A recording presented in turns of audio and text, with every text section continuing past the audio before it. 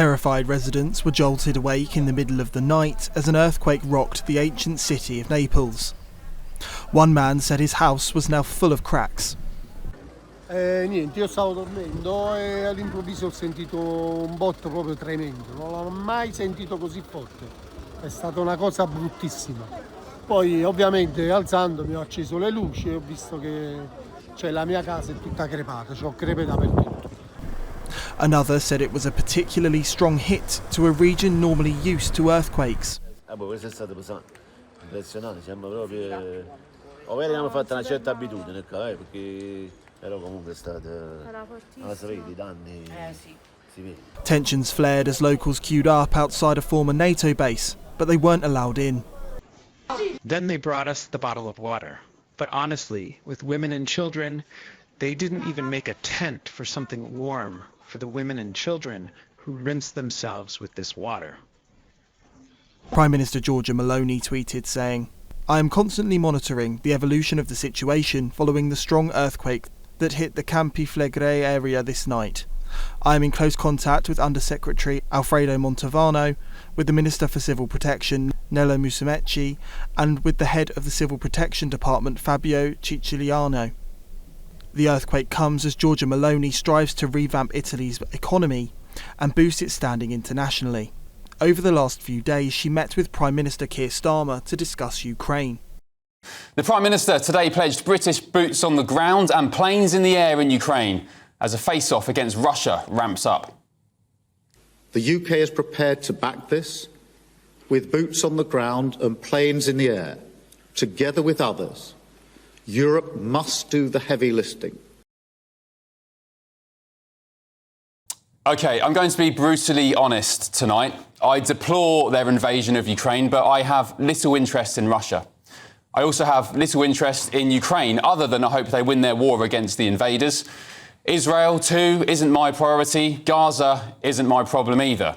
And this doesn't come from a lack of empathy. I've spent many hours watching brutal videos of young Russian and Ukrainian men killing each other in filthy Donbass trenches. Some 1.5 million people have died, reportedly. Sons, daughters, mothers, fathers. I imagine the pain their families are feeling while leaders in dark suits talk about their future over expensive dinners on the continent. But ultimately, I have to care most about what's going on in this country, our country, because charity starts at home.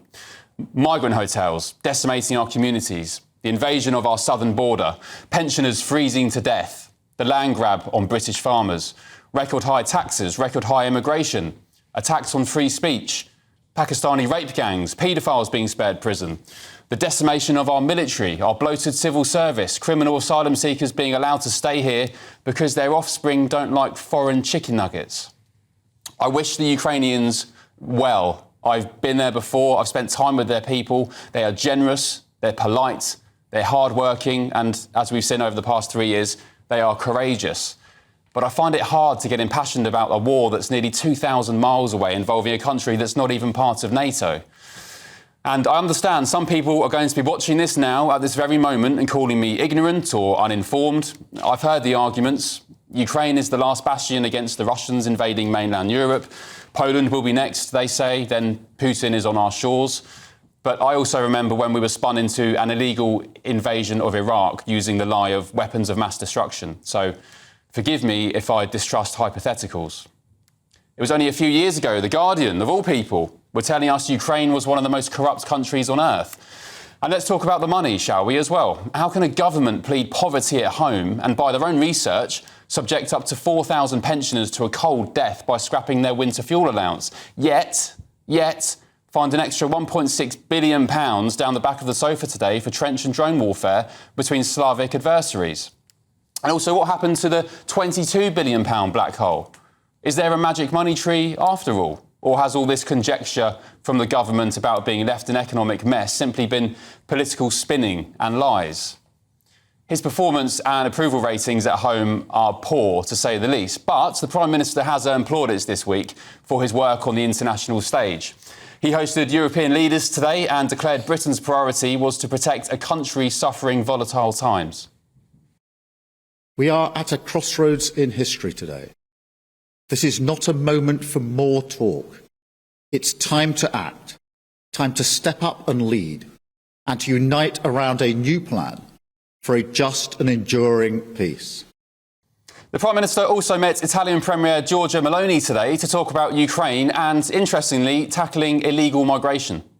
That I've been also proposing a meeting between US and European leaders for if we divide ourselves, that will make us all weaker. Yeah. And then on bilateral topics, I'm very happy about the work we've been doing together. Number 10 said after their meeting, and I quote in a statement, the two leaders acknowledged positive progress made since their last meeting in joint work to tackle irregular migration. Their words, not mine. They agreed secure borders are the bedrock of a secure economy. Well, guess what happened just a few hours later? News today that 500 more migrants arrived on small boats across the English Channel. The Italian PM doesn't appear to be keen on Starmer's plan for a coalition of the willing to provide troops and security guarantees to Ukraine.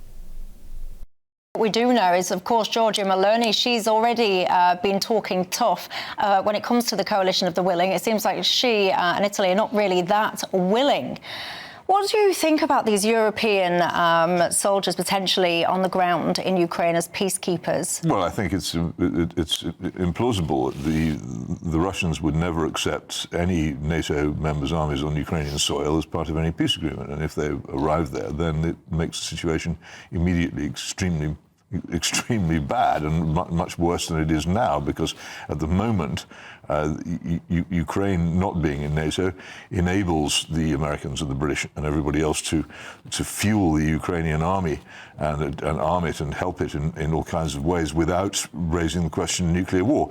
The moment you have actual NATO members on Ukrainian soil in fighting array, then you have a very swift pathway to a nuclear confrontation. I don't see how anybody can see that as a gain in this.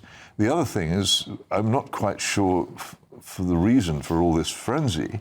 It is a simple fact that the Western European countries spend 3 times as much as Russia on defense, and are far better armed and are far stronger. And the idea that suddenly, if the Americans pull out of this, the huge Russian war machine is going to come tearing up the road to Warsaw, Vienna, and Paris, and Dunkirk, and then perhaps arrive in Croydon, is an absurdity.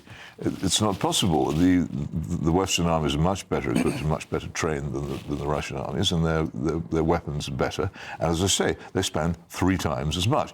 We're being sold a completely absurd scenario here, which I think people should recognise as being such. Do you think we're being sold an absurd scenario? 100%. 100%. Firstly, there's no escalation strategy, so this is really key. If you have, quote-unquote, Donbass patriots, let's be real, perhaps Spetsnaz or Russian soldiers, posing as irregulars, if they start taking pops at French, British, Dutch, Italian peacekeepers, what's the escalation strategy? Mm-hmm. Do we just all of a sudden start seeing scenes reminiscent of Afghanistan after 2001-2, where coffins are coming back, flown back to the UK with the Union flag over them? And how would a government respond to that? And I think that conversation's not being had. Well, then Article 5 would have to kick in as well. No, but the point is, it's not going to... Article 5 does not say what people think it does. I thought it was attack on one as attack on all. Well, it says you must respond, but it doesn't say you must respond with armed force. You can respond with a very stern speech in the United Nations Security Council. If someone bombs your people, you're not going to tickle them in response, It does not commit any NATO member to military action. It's a complete myth that it does. And the whole problem with NATO has been, since it was founded, when it was an actual defensive alliance, this was a problem. It was based on the assumption that if the Russians actually came pouring over the Fulda Gap and Hanover, that NATO, if it failed to stop them, could resort to nuclear weapons, and that an American president would be willing to sacrifice, say, Chicago for Frankfurt. This is always marginally believable, but under current circumstances, the NATO guarantee extends much further east, and the willingness of the United States president, particularly this one, to sacrifice, say, a major American city to a Russian nuclear strike,